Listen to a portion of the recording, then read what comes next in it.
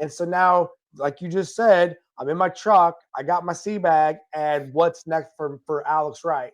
Like that's Yeah. holy crap, right? So Yeah. what do you do? Do you go home to mom and dad and just like recover? Are you single at that point? Do you have a committed relationship? Like, I was recently single, we'll say. okay, Recently single. No, uh, and again, I was just it was a weird point in my life. I had been in a long-term relationship.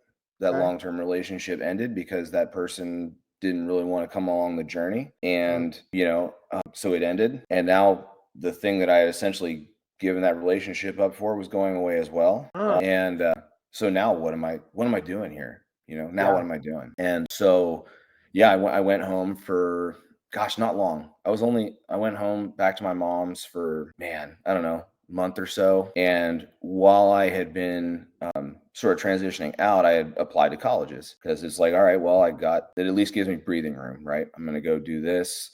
I had been working on classes while I was in. Anyways, I kind of knocked out all of my like prerequisite stuff, your general English 101 and your math 200 kind of stuff. yeah. So, and now I'm like, all right, this is what I'm going to do. I'm going to go use this GI Bill thing that I've got, and I'm going to go to college for as long as it'll let me, so that I at least can afford to survive. So that's what I did. So I had applied, even when I was in high school. I'd applied to a bunch of colleges because I thought that might have ended up being what I was going to immediately do. So I ended up at College of William and Mary in Virginia, which is in Williamsburg, Virginia.